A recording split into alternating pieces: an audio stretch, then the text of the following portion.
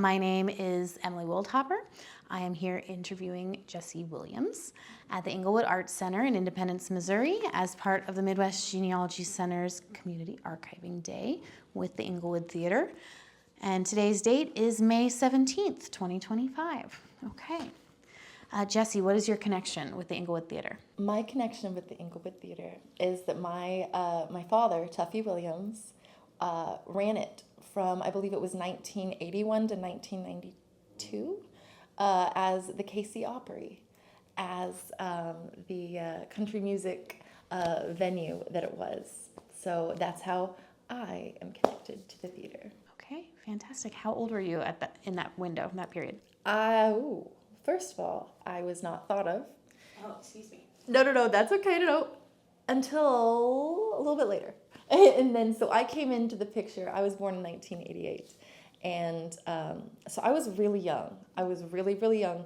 I have little snippets of things that I can remember from the theater. But for me, I've been honestly, I was very blessed to be able, and still blessed, with my mom still around, because my father passed in 2022. I'm not sure if I said that or not, but I've been very blessed that I have gotten to hear all the background stories, all the little, the fun little facts, and get to hear not only about the artists and the shows, but to learn more about all the different characters and people that came from the neighborhood that were regulars, and just getting to, feel like I know these people that I never got to meet. But I've heard such fun stories, and yeah. That's fantastic. Yeah. Okay. Well, let's start with your memories. So you said you have little snippets. What do you recall? My little snippets, honestly, a lot of it is, my dad had these big stuffed animals that he was selling, like teddy bears, that he had to sell or something. And I remember that he had a whole bunch of them up in the office above the theater. And I always remember that, because as a kid, obviously, toys, woohoo! But I also, I just honestly remember a lot of loading and unloading, if that makes sense, like of the gear and stuff like that, because that carried on into my life. As a family, we ended up touring the country as a family band after the theater had closed and everything. So, but yeah, a lot of my memories, like I said, are they're just snippets of me being little and running around and things like that. My older brother and sister, however, they need to be a part of this, because they have a lot to say. They were little, but they remember a ton. I also remember going to the Ben Franklin as a kid, getting little, they had a lot of crafts and stuff, and they also had candy, and so that was always a fun place to go. But yeah, like I said, I don't have a lot that I was a part of, but I just was told to come up here and be interviewed, so I was. You're doing great. We're glad you're here. Thank you. Yeah. Okay, so tell me a little bit about your parents. What do you think made them want to be part of this? My dad was an entertainer and a musician from a young age. He was a piano player. That was his thing, and man, could he play those keys. So music was just always something that was a part of him. And as he was out touring and on his own and just doing, gigging and things like that, he just decided, hey, why don't I do it? Why don't I get my own spot? So my dad was a dreamer, always a dreamer. And, the bigger, the better, the bigger, the better. So the fact that he did that doesn't surprise me at all, because he's the kind of person to just be like, let's go for it. So yeah, no, they jumped into it. My mom, as the loving wife she decided, let's let's do it. I'll do it with you. So actually, they weren't even married when it opened, now that I think about it, because they eloped and had a show that night, I believe. Yeah. So, and no one knew. But I think my aunt called out my mom, was like, wait a minute, hold on. Did you get married? So, but yeah, no, it was just, just a lot of fun stories too. The fact that like my dad had a lot of our family members be a part of the team and the crew. So it's not just my parents that were part of it. It was my grandparents. Like, for instance, my father's father, my grandfather, his name was Carlton. And Charlie Pride, a country singer, who was really popular back in the day, my aunt and uncle in Texas, huge fans of his, ran into him about, I think this now was probably about 10 years ago. He's passed on. But they saw him at a restaurant, and they went up and introduced themselves to him and said, hey, you know, my name's Rocky Williams. My brother Tuffy had you at the KC Opry. And I'm not sure if you remember. And he said, I absolutely remember the Opry. And he said, you see that kid over there? That young man? He said, that's my grandson. He said, ask him his name. And he said, what's your name? And he said, my name's Carlton.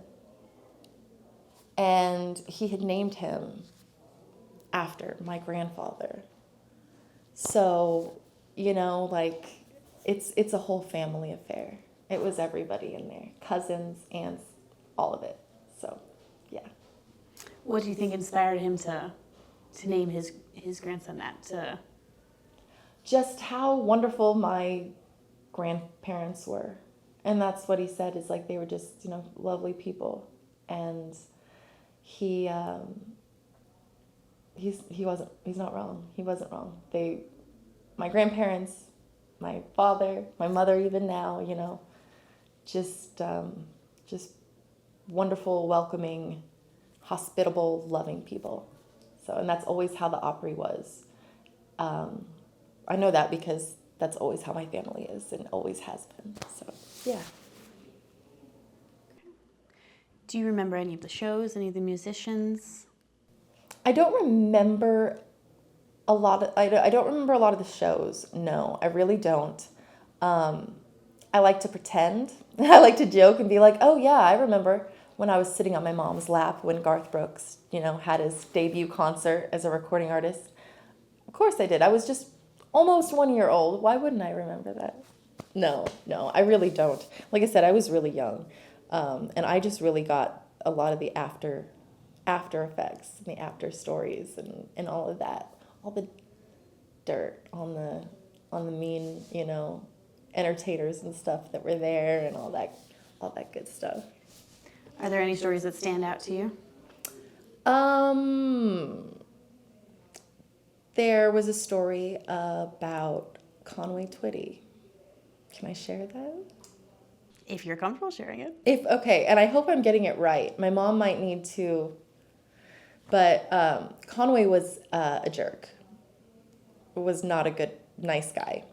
And my dad had hired him. He had come there. My dad hired him a few times to come and play. And the first time he came, didn't even take time to meet my dad, like introduce himself. Like, he got off the stage, immediately went to his bus and was gone. So the next time he came back, my dad, being who he was like, that's not flying with me. And my dad was a great person, like, not in a rude way, but he waited for the end of the show, and he saw Conway making his way, and he went and he stood in his way, and he stood there, and he said, sir, I just paid you, I think it was $20,000 is what it was. I just paid you $20,000. You are going to shake my hand. And so, you know, stuff like that. So, and that's one of those things that I'm like, yeah, Dad, yeah. But there's a lot of other, like, just just different artists that you hear of that were like, oh, that person was not the nicest, you know. So my mom could give you a lot of that backstory. Was there anyone that was nice that stands out? Is it mostly the bad stories that stand out? No, no, no, no, no, no, no. Honestly, there's more nice people than bad, way more. I know I heard so much about how wonderful Loretta Lynn was, and just how sweet she was. Boxcar Willie was one of the nicest people ever. Like, he was so kind.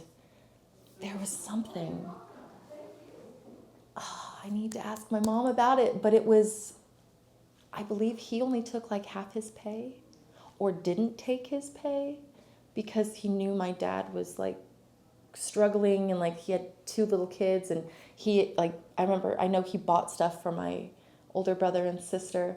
We have a picture even of my brother when he was a baby in like a little train conductor outfit thing that the Boxcar had gotten him and stuff like that. So yeah, a lot of wonderful people. Bill Anderson, Wild Bill Anderson, and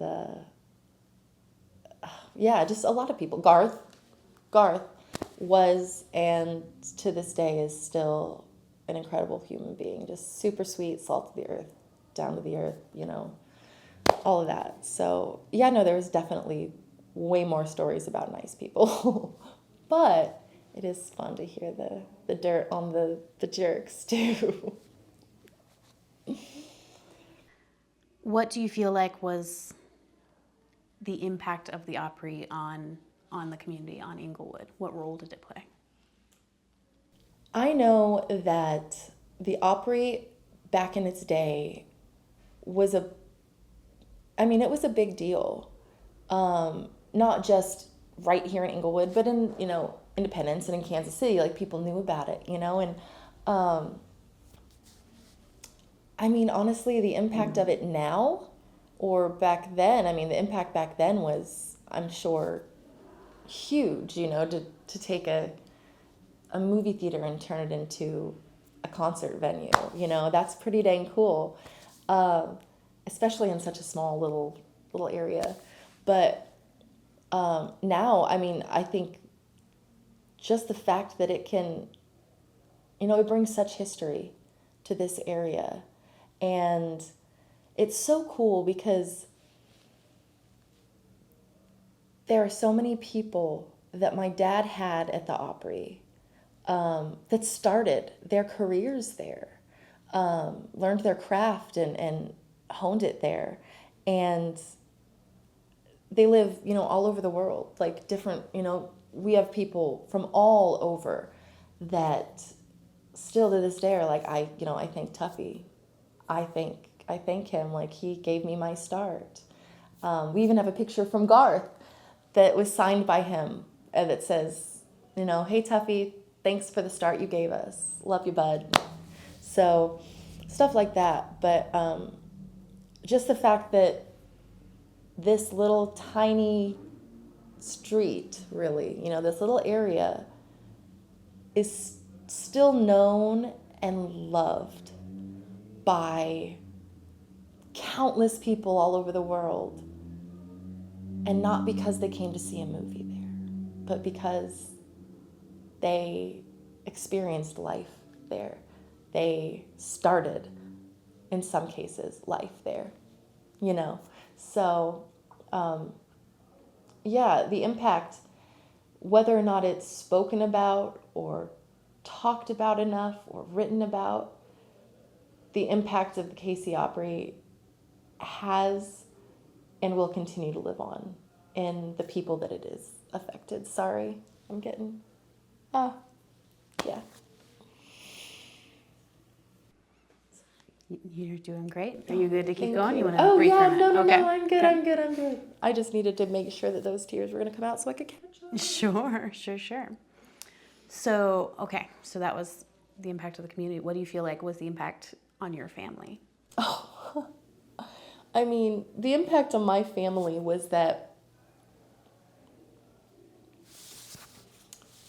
we never, ever, ever had what you would consider a normal life. You know what I mean? Like, my dad was always doing something for work that was just different. Like, he was always his own boss. Like, always, never worked for anybody else. But the impact that it's had is, I mean, like, the entertainment gene runs strong in us. I'm a singer. I've done singing and performing throughout life. My older brother, who was born in 83, I believe, so he was there, really there, through the Opry. He went on to do music as well, like, as filmmaking, and lived in Los Angeles for 20 years now. Lives in Austin, Texas, music producer now, and all of this stuff. My sister lives in New York City. My little sister, who wasn't even there, but she lives in New York City. She's an entertainer. She does burlesque and singing and acting and all of it. So it's that, just and you know what? I'm going to tell you, now that I really think about it, I think the biggest impact that it has had on my family is knowing that no dream is too big. If you want to, if you want to make movies, you can do it. If you want to open a music venue, you can do it. In my case, if I want to open a cannabis dispensary, I can do it. And it just so happens to be right across the street from the theater. But, it's just like, that's the biggest thing, is like, that was a dream for my dad. And he did it and changed people's lives. And I think all of us, of his 4 kids, has carried that on with wanting to do something big, and just always push for something bigger and out of the norm, so yeah. Very cool. That's very cool. Thank you. I had a question and it escapes me. Hang on. That's okay. You are a doll, by the way. You really are. Your style, you're so beautiful, like, just everything. You're so cute. Thank you. You're That's welcome. very good. Okay. Do you remember when the theater closed? I don't because it's like we went from the theater to, we were doing shows at, the name escapes me, John Knox Pavilion out in Lee Summit. And that's really kind of all I remember, is just kind of moving into that spot. So I was so young that it didn't, nothing really clicked. I'm just along for the ride. How do you think your dad took closing the Opry? How was that for him?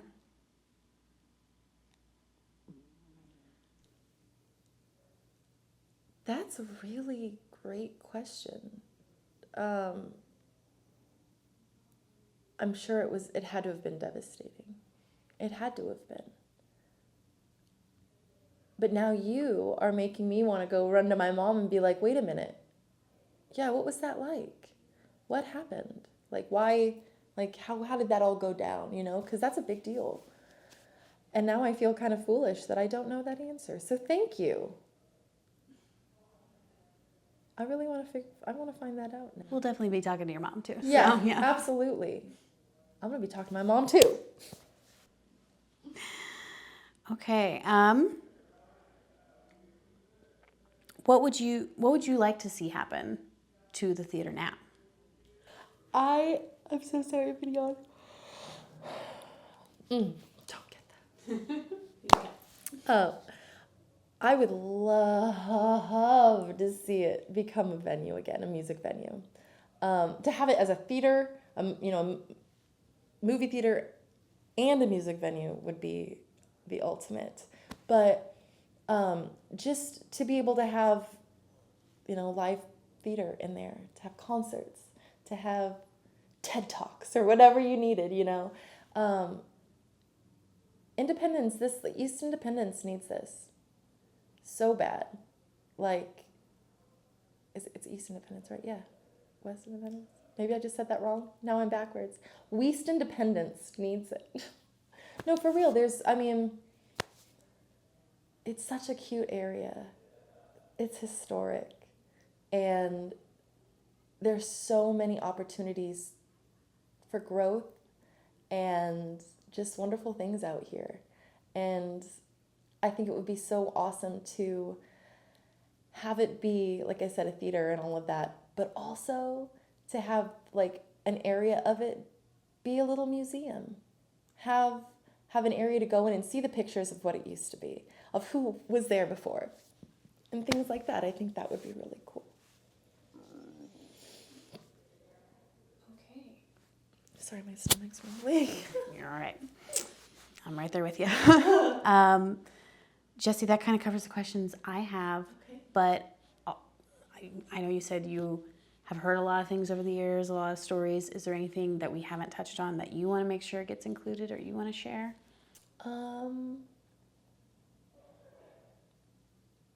Just the fact that this is more than a theater to me and my family. This is my father's legacy. And that's why I wanted to come back. That's why I opened my shop here, is because I wanted to carry that on for him. I am my father's daughter through and through. People, like we had a memorial celebration of life at the Uptown Theater for him, and it was, the first half was a gospel show, and then the second half was a country show, and we had people come that were at the Opry, come up and everything and do it, and a lot of these people I had only ever heard about. I had heard stories my whole life. I felt like I knew them, They're family, but I've never met you. But I would meet them and they'd be like, that's Tuffy. That's Tuffy's daughter. That's for sure, just so. And my dad and I were so close. We were best friends. I was his favorite. But I was like, you know what? This is my job. This is my job for the family is to do this. And so here we are, and I couldn't be happier. So yeah. Sorry I'm all over the place. I have ADHD like a mofo. That was fantastic. Well, thank you so much for sharing that with us. We really appreciate you being here. And if you think of anything else or have anything else you want to make sure gets included, just let us know. Yeah, We're always happy to Absolutely. always happy to include that.